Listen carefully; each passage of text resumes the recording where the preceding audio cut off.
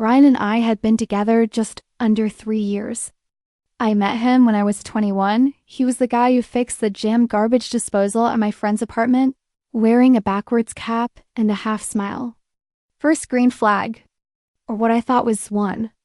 We exchanged Instagrams, started texting that night, and just like that, we were a thing. Those years together were mostly smooth. We had our rhythm, Thursday documentary nights on Netflix, dinner at his mom's every other Sunday, camping trips with his friends every summer. He remembered the small stuff, my birthday, my favorite takeout order, the way I panicked before interviews. Considering my last boyfriend thought emotional labor was childbirth, Ryan honestly felt like a major upgrade. Then came Tuesday. I was having lunch at work, scrolling my phone when my best friend Bree texted me a TikTok link with "calling me now" in all caps. Bree isn't dramatic. She once texted "tiny issue" in her bathroom. Ceiling collapsed, so my stomach immediately twisted. I clicked the link, and there was Ryan at Rusty's, the bar he always went to on Mondays, sitting with his buddies. I recognized the glitching neon sign behind him because we counted its pattern once when the bar took forever to bring wings. He was clearly drunk, red-faced, leaning on his friend Tyler. Someone off-screen asked, "So, rate your girlfriend, bro?" Ryan's expression changed. Not his usual soft smile, this weird cocky smirk, like he was about to deliver some killer punchline. Ava? Honestly, probably the most unattractive girl I've been with. Like a 4 on her best day. The whole bar erupted. Someone shouted, "Savage." Ryan kept going, but hey, she cooks good food and doesn't complain when I'm out with the boys. Low maintenance, that's why I keep her around. Then someone asked if he was worried I'd see the video. He shrugged. She doesn't even know how TikTok works. Besides, kind of thinking about upgrading soon anyway. Too much baggage. The timestamp read 11:43 p.m. Monday while I was at home, doing a clay mask, texting him goodnight, and thinking about our plans. The video had over 170,000 views, 17,000 likes, hundreds of comments. I just stared at my phone in the break room, not crying, not yelling, just this cold, numb feeling spreading through my whole chest. 3 years together. And that's how he saw me? The night before, he'd been at my place helping me chop vegetables, kissing me on the forehead, talking about maybe moving in after my lease ended. Just 12 hours before this video, he'd said, "Love you, babe." And apparently a few beers later, I was a 4 and too much baggage. I texted Bree, "Coming after work. Don't tell anyone." Then I turned off notifications, shoved my phone in my bag, and somehow finished my last 3 appointments acting like my entire world hadn't just shattered after work.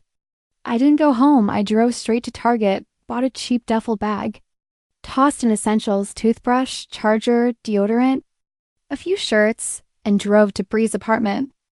I sat in her parking lot for 20 minutes replaying that video over and over. Every memory with Ryan, him telling me I looked beautiful at his company. Christmas party, him bringing me soup when I was sick, the beach trip where he told me my bikini looked cute. Were those all lies? Did he mean any of them? Bree didn't ask a single question when I walked in. Just set out the couch bed and poured 2 overly full glasses of cheap rose. "What's the plan?" She asked and right, then I decided I wasn't giving him the satisfaction of a breakup fight. No tears. No dramatic confrontation for him to screenshot or joke about. I was just disappearing. That night we made a checklist. Block Ryan on everything. Change passwords. Call in sick for the rest of the week. Tell only my mom where I actually was by midnight. Ryan had already texted 7 times. First normal stuff. "What do you want for dinner?" And "Still coming over?" Then increasingly annoyed, "Where are you?" Messages, not a single mention of TikTok. Not a single apology. I stayed at Bree's Wednesday and Thursday. We binged trash TV, ate takeout, and pretended everything was normal. I cried in her shower so she wouldn't hear. And Ryan? By Friday morning, he had called 12 times, left a note taped to my door, and silently deleted the viral TikTok. Too late, though. It had already been screen recorded and shared everywhere. I wasn't ready to face anything. Wasn't even ready to think. All I knew was that the person I trusted the most saw me as disposable, and I wasn't sure if I'd ever be the same after that. When I got back to Bree's place after leaving my apartment that morning, I just sat in our kitchen staring at her fridge like my brain had short-circuited. There's this dumb magnet on it that says Live Laugh Tequila, and for some reason I kept reading it over and over like it would unlock the meaning of life. I felt empty, not crying, not shaking, just blank. Like my feelings had clocked out for the day. Bree came home from her shift around 2 p.m. and found me sitting in the same position, still wearing my coat like a malfunctioning NPC. She didn't even bother with a dramatic gasp, just sighed, put a lime white claw in front of me, and asked the question that actually mattered. Be honest? Were there red flags before this? My first reaction was defensive. I said Ryan and I had a good relationship. He remembered my birthday, watched shows he didn't even like just because I enjoyed them, picked at my favorite snacks without being asked. The bar for men is on the floor, and I thought he cleared it. But then Bree started asking specifics. Did he ever joke about my looks? Well, yeah. He once said my favorite jeans made me look wide, but in a cute way. And when I got highlights, he asked if the stylist messed up the color because it looked brassy. And he always talked about those super skinny, barely make up celebrities, the kind who look nothing like me. Did he support my goals? He said he was proud when I got promoted, but he also suggested maybe I shouldn't take the position because the stress might change me. When I talked about going back to school one day, he always shifted the conversation to how expensive it would be. Was the effort equal? If I was late, I'd get a dozen annoyed texts. But if he canceled last minute, I was supposed to be chill. If he wanted to hang with the boys, fine. If I asked for one night alone with him, suddenly I was clingy. By the end of that white claw, the pit in my stomach told me everything I needed to know. The TikTok wasn't some random drunken moment. It was just the first time he'd said out loud what he'd been thinking all along. That night around 9 p.m., Bree and I were watching some dumb reality show when someone rang the doorbell. We froze. Bree peeked through the peephole. And, yep, there he was, Ryan, holding the saddest grocery store flowers you've ever seen, the kind already wilting. I cracked the door open, just enough to block the inside, and told him I wasn't there. I could hear his voice cracking, begging her to let him talk to me for 5 minutes. Saying he hadn't slept, saying he'd messed up, saying he couldn't breathe without me. After she finally got him to leave, Bree found a folded letter he'd slid under the door. 8 pages, front and back, covered in messy handwriting and tear stains. I didn't want to read it, but of course I did. Twice thought it was filled with excuses. He was drunk. The guys were egging him on. He'd had a bad day. But one sentence stuck with me. I said those things because I'm insecure and scared you'll realize you're out of my league. And for about 20 stupid minutes, I actually felt bad for him. Then Bree's Wi-Fi went out, classic timing. So instead of watching something distracting, we went through my phone photos. And that's when I had my first moment of real clarity. In every picture from the past year, I'm looking at Ryan, smiling at him, reaching for him. And he's looking somewhere else, his phone, his friends, the TV. Anywhere but me. Not a single picture where he looks at me the way I look at him. Friday morning.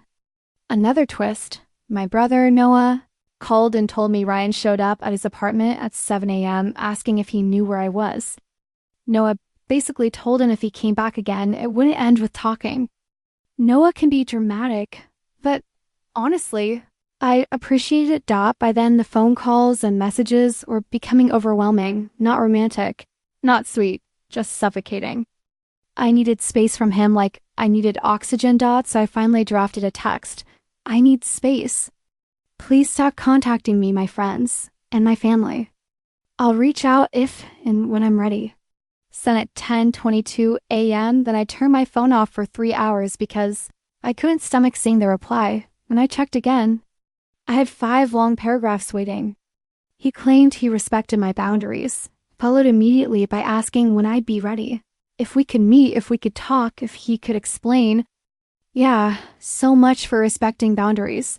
The weekend was the first peaceful stretch since everything blew up. Bree's roommate was out of town, so it was just us.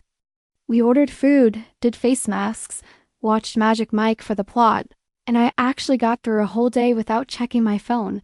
Monday morning, though, everything changed again. I showed up at work, hoping to feel normal for a few hours. And Ryan showed up at the salon during my lunch break. I hid in the supply closet while my coworker told him I wasn't there. Hearing his voice through the door felt like someone dragging nails across my spine. Familiar, but suddenly terrifying. By Tuesday morning, 1 full week after the TikTok, I had 37 missed calls. 30-7. I finally went to my apartment to grab a package. Thinking he'd be at work that early, I was wrong. He was sitting on my welcome mat, the one he bought that says, "Home is where the Wi-Fi connects automatically." When he looked up, he didn't even pretend to keep it together. He just collapsed, literally fell onto his knees, crying, shaking, saying my name over and over. And for the first time, I felt nothing. Not anger. Not love, not sadness. Just nothing. He reached for me, saying he was sorry. He didn't mean it. He didn't know why he said it. The guys were pushing him. He was drunk. He was stupid. He was scared. I stepped around him, grabbed my mail, walked back to my car. He followed me, still crying, begging, saying he couldn't lose me. I got in my car, locked the doors, drove away. He called 5 more times before I even reached the next intersection. And that's when it finally hit me. 3 years together, and he had never once seen my worth, not until I walked away. The next few days felt like living in some strange alternate version of my own life, where everything was familiar but slightly tilted, like the world was off its axis by 5 degrees. It had been 17 days since the TikTok, 9 days since Ryan had collapsed on my doorstep, and I still felt like I was walking around in a body made of static. After I left him crying in the parking lot that morning, I drove straight back to Bree's apartment in this numb, floaty haze. I sat at her kitchen table for hours without moving, my brain replaying his voice, the same voice I used to love falling asleep to, now sounding foreign, pathetic, and almost frightening. I kept seeing him on his knees, hearing him sob my name, and instead of comforting me, the memory made me feel like all the air had been sucked out of the room. When Bree got home later, she found me exactly where she'd left me, still wearing my shoes, staring at nothing. She didn't push. She just handed me another White Claw, opened a bag of chips, and let me sit in silence until words slowly started falling out of me again. And then things started to get weird. Around 9:17 that night, the doorbell rang again. We both froze. Bree checked the peephole and immediately mouthed, "It's him." I felt my entire body go cold. She opened the door just an inch, enough to block his view of the inside, and told him I wasn't there. I could hear his voice cracking, begging, almost choking on the words. He said he hadn't slept in days, said he'd lost 7 pounds. Said he'd do anything if I just talked to him. Bree finally shut the door on him, locked both deadbolts, and then noticed something on the floor. Ryan had slid another letter under the door, 8 pages, front and back. Messy handwriting, tear stains. Like he thought if he wrote enough words, he could bury what he'd already done. I read it twice, because I hate myself. It was full of excuses. He was drunk, he was pressured, he was stressed from work, he didn't mean it, he didn't think. On and on. But there was one line that nearly made me laugh out loud from sheer disbelief. I said those horrible things because I'm afraid I'll realize you read too good for me. And for 15 stupid minutes, I actually felt bad for him. My brain really tried to gaslight itself. But then Bree and I started scrolling through old pictures on my phone, and that's when a new kind of clarity hit me right in the ribs. In nearly every picture from the last year, I'm looking at Ryan like he hung the moon, smiling at him, leaning into him, and he's not looking at me. He's staring off at his phone or his friends, or the TV, or making some stupid face instead of actually seeing me. And I hadn't noticed, not once. The next morning, it got worse. My brother Noah called to tell me that Ryan had shown up at his apartment at 7 a.m., frantic, asking if I was there. Noah threatened to break his jaw if he came back. Over the top? Yes. Did I love him for it? Also yes. By that point, Ryan's attempts to contact me weren't touching. They felt suffocating. Suffocating in a way I'd never experienced with him before. I couldn't breathe with my phone constantly lighting up in my bag. So I finally wrote the message I'd been afraid to write. I need space. Stop contacting me, my family, my friends. I'll reach out if and when I want to talk. Sent it at 10:22 a.m., turned my phone off for 3 hours. When I turned it back on, he'd sent 5 long paragraphs. The kind that start with, "I respect your boundaries," and end with, "But when can we talk?" And, "I love you more than anything. And please don't give up on us." Yeah, no.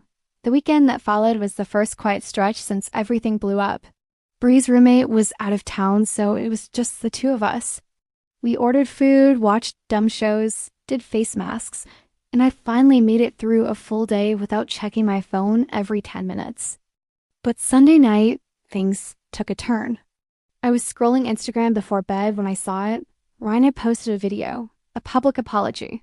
4.5 minutes of him sitting in his car with red eyes, speaking dramatically into the camera about how sorry he was, about how he'd made the biggest mistake of his life, about how I was the most beautiful person inside and out. He tagged me in it. He turned my humiliation into content. Again, people in the comments were eating it up. Some praising him, some calling him manipulative, some telling him to fight for his girl. His friend Lucas commented, "Stay strong, bro." I closed the app and stared at my ceiling for hours, vibrating with anger. The next morning, I finally went back to my apartment. Not because I was ready, but because I needed clothes and my shower actually worked. As I packed my bag, I saw a Venmo notification. Ryan sent me $300 with a note, "For the anniversary dinner we won't have." I sent it back instantly and blocked him there too. When I got to my apartment, the building was dead quiet. For a second, I thought maybe he'd finally stopped. And then I opened my door. There were sticky notes everywhere. On my mirror, "I miss your smile." On my fridge, "Remember our first date?" On my TV, "Our Netflix queue misses you."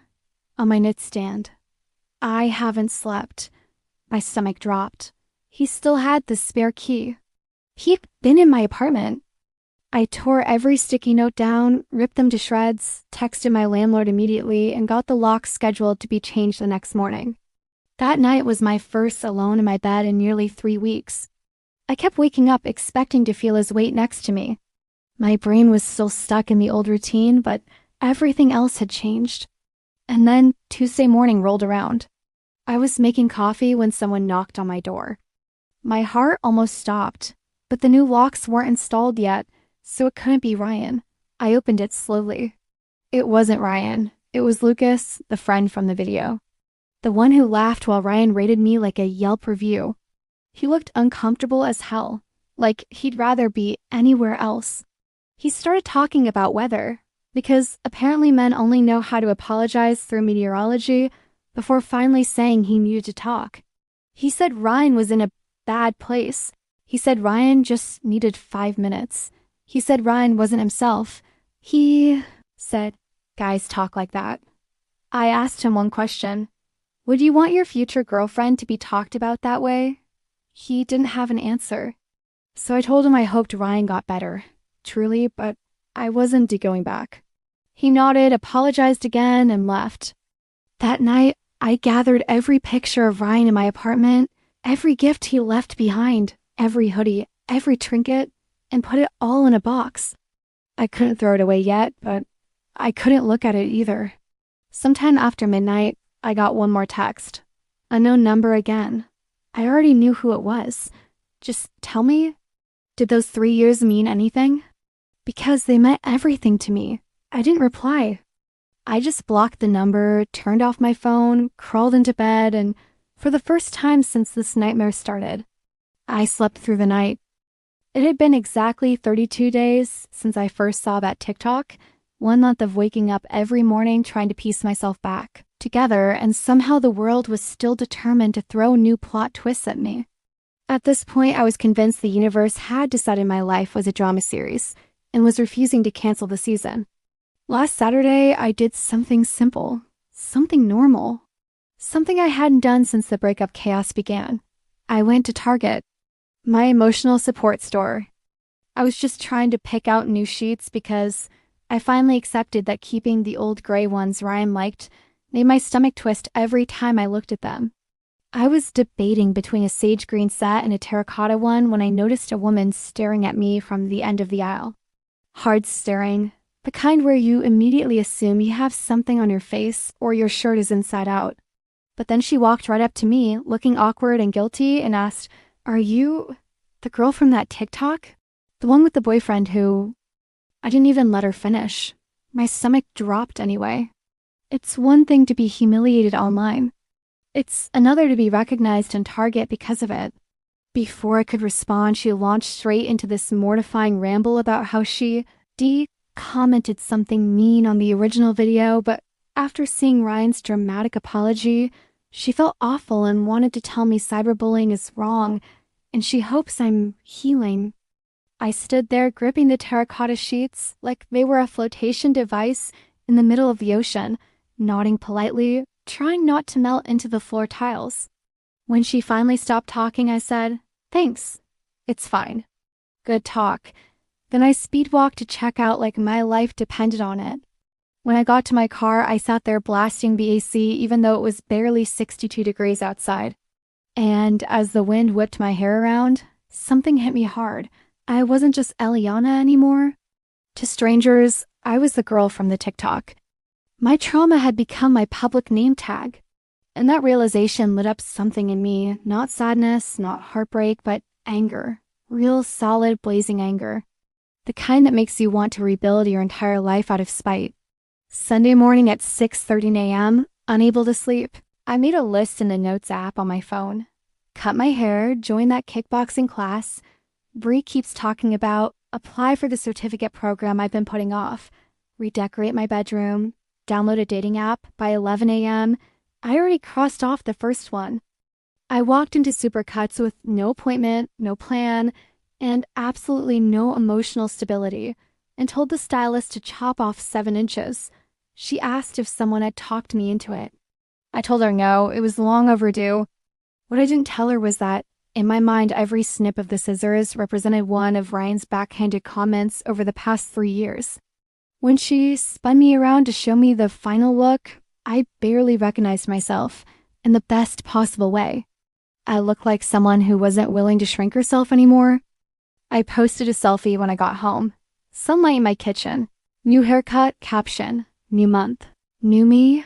Within an hour, it had nearly 100 likes, including from 2 of Ryan's friends, which felt like karmic dessert. Monday, I dragged myself to that kickboxing class Bree kept bugging me about.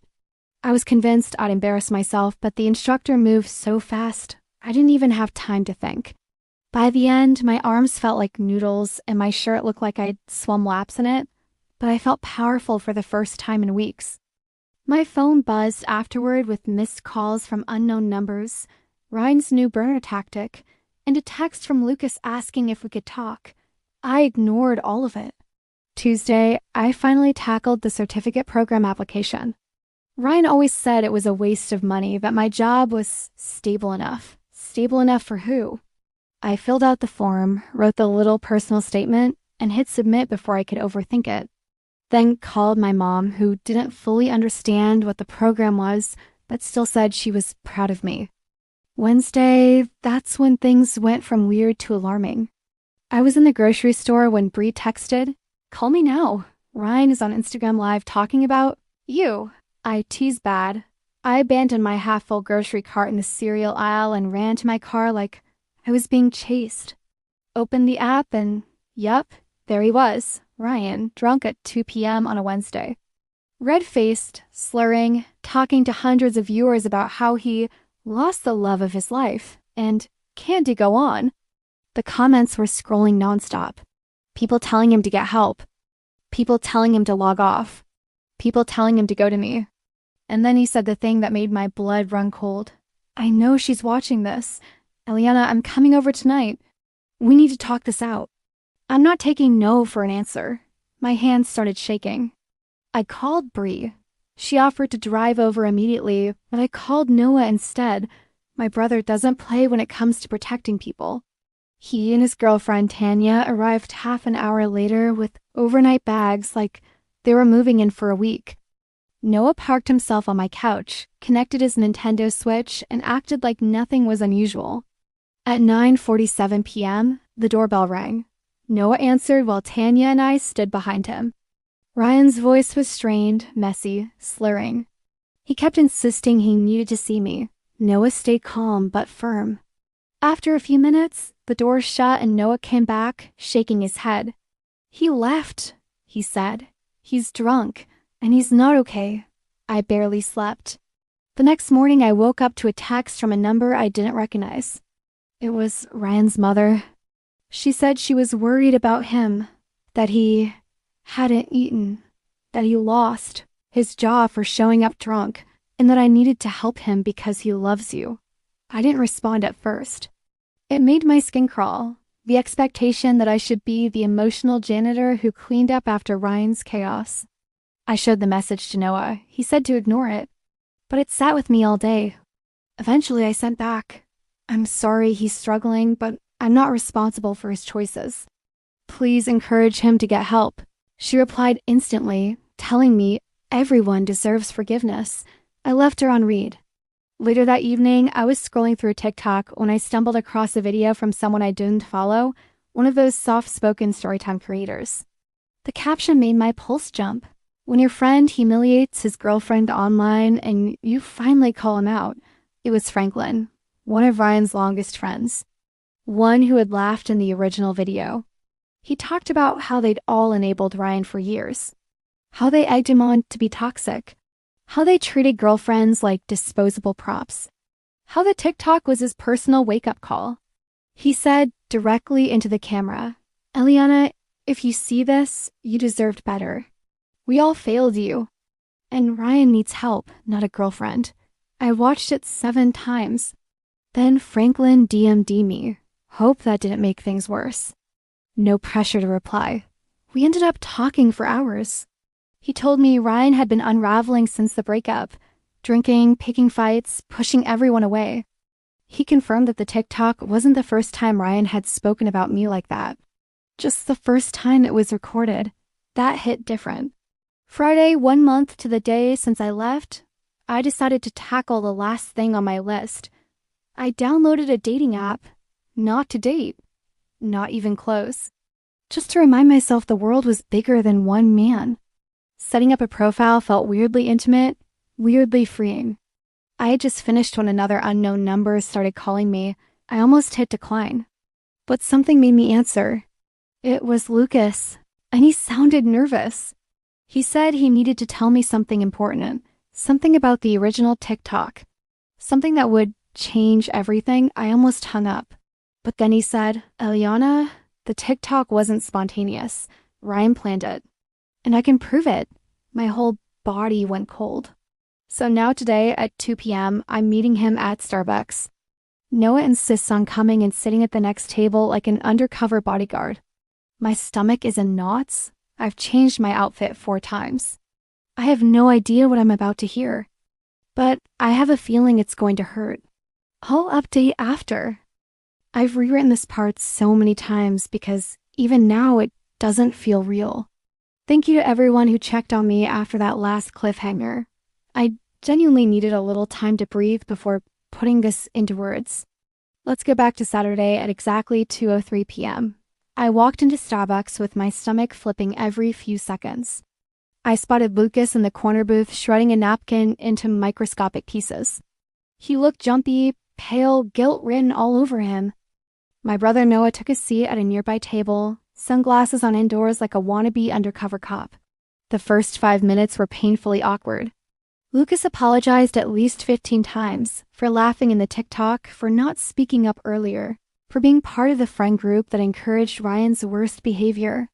I sipped my latte and waited for him to get to the actual reason he dragged me there. Finally, he pulled out his phone. "Before I show you this, you need to know. I didn't find it until yesterday. I was scrolling through old group chats, and I saw this." He slid the phone across the table. It was a WhatsApp group chat titled Weekend Legends. Ryan, Lucas, Franklin. A couple guys I vaguely remembered from parties. The messages were from 5 weeks before the TikTok. Ryan, "Need help, boys. How do I break up with E?" Franklin, "Wait, what?" "Thought y'all were serious." Ryan, "That's the problem. She's getting too attached. Plus I met someone at the gym." My heartbeat went loud in my ears. Lucas kept talking, but I barely heard him. I scrolled further. "Ryan, I don't want to look like the bad guy. Breakups get messy when girls cry. She's emotional. I need a clean exit. Clean exit. Emotional. Girls cry." I felt something hot creep up my neck. Then came the message that made my stomach drop. Ryan, thinking of doing something public. If she's embarrassed first, she'd dump me. TikTok might be the move. She never checks it anyway. My hands started shaking. Lucas whispered, "He planned it, Eliana. The whole thing. He thought if he humiliated you online, you'd break up with him and he'd look like the victim. And he could go be with Adriana." I stared at the screen. Adriana, the girl he'd been talking to behind my back. The girl he'd wanted to be with while plotting my emotional destruction. When I looked back at Lucas, he wouldn't meet my eyes. "He's still talking to her," he said quietly. "I saw them together yesterday. At Chipotle." Something inside me went still. Completely still. Like stepping out of your own body for a moment. I thanked Lucas, stood up, grabbed my purse, and walked out. Noah followed me, asking questions, but I couldn't answer anything. I felt hollow. Like someone had scooped out all my organs and left a ghost behind. That night, I made a decision. On day 37, after ignoring Ryan entirely, I was finally going to talk to him. Not to reconcile. Not to hear him out, but to end it properly. On my terms. With the truth. Sunday morning at exactly 10 a.m., I texted Ryan from my actual number. "We need to talk." 2 p.m., Java Hut on Main. "Don't be late." He responded within 12 seconds. "I'll be there." "Thank you, Eliana. I love you." I couldn't stop myself from laughing. Not because it was funny, but because it was insane. I spent the next 3 hours rehearsing my words, changing my outfit over and over, and calling Amara twice, so she could remind me I wasn't insane for wanting closure. I got a Java Hut 20 minutes early and sat in the corner where he wouldn't be able to corner me physically. I ordered a chai latte I had no intention of drinking. At 1:58 p.m., Ryan walked in, showered, shaved, wearing the blue button-down I bought him last year. For one split second, my heart stuttered, that muscle memory of loving someone who didn't deserve it, but then I remembered the group chat. He reached in for a hug. I leaned back and said, "Sit." His face fell. He sat. He started talking immediately, fast, rehearsed, apologizing, crying, saying he missed me, saying he couldn't eat or sleep, saying he'd ruined the best thing that ever happened to him. I gave him exactly 2 minutes. Then I slid my phone between us, screen facing up, open to the screenshots. "So," I said calmly, "who's Adriana?" His entire body jerked back. His face went completely white. His mouth hung open. That's, Lucas shouldn't. Tell me the truth," I said. "Just once, Ryan." And the truth came out. Not beautifully, not bravely. Not honestly, just messily. He admitted he'd been talking to Adriana for months. He admitted he wanted out of our relationship but didn't want to look like the bad guy. He admitted the TikTok humiliation was intentional, though he still tried to claim it wasn't he supposed to be that harsh. He admitted everything except remorse, because he wasn't sorry for what he did. He was sorry he got caught. After a long silence, I said, "I'm not here for closure, Ryan. I'm here to tell you I know who you are. and I'm done. Do not contact me again. He started crying again. The kind of crying that felt more like a performance than a breakdown. Then he said something I wasn't expecting. I broke my lease. I thought we were moving in together. I moved back in with my mom. For a split second, I felt guilty. Then I remembered. He spent 3 months planning how to emotionally destroy me. I grabbed my purse. You should call Adriana, I said. I'm sure she has a spare key. I walked out without looking back. That afternoon, he texted 17 times, apologizing, begging, threatening to hurt himself, promising change, calling me cruel for ignoring him, calling himself the victim. I didn't reply. Then, at 5:11 p.m., I got a text from a number I didn't recognize. Hi, Eliana, you don't know me, but I think we need to talk.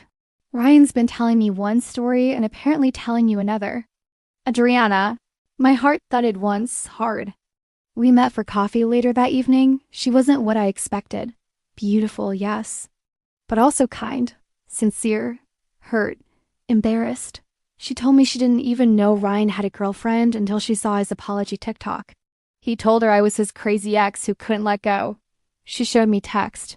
They overlapped with the voicemails he left me. Literal timestamps. He told me I was his soulmate. He told her he'd never loved anyone the way he loved her. We sat there comparing stories for 3 hours. And somewhere in the middle, we realized something weird. We weren't enemies. We were evidence. I left the cafe feeling oddly lighter. Yesterday marked 40 days since the TikTok. 6 weeks of chaos. 6 weeks of endings. 6 weeks of unlearning. This morning, I changed my number. I blocked Ryan on every platform. I told my landlord never to let him into the building. I submitted the deposit for my digital marketing certificate. And tonight, my friends came over for a goodbye Ryan party where we drank cheap wine, ate pizza, and read his old desperate texts out loud like dramatic monologues. And for the first time since this nightmare began, I laughed. A real laugh. One that didn't feel forced or broken. This morning, my phone lit up with a final notification. Ryan tagged you in a post. I didn't open it. For once, I didn't feel curious. I deleted the notification. Made my coffee. Sat on my balcony. Watched the sun come up. And just breathed. If Ryan ever finds this post, good. Let him read every word. Let him see exactly how thoroughly he failed to break me. Let him see that the hideous girlfriend he mocked online is thriving, rebuilding, restarting without him. And to anyone going through something similar, sometimes the trash really does take itself out.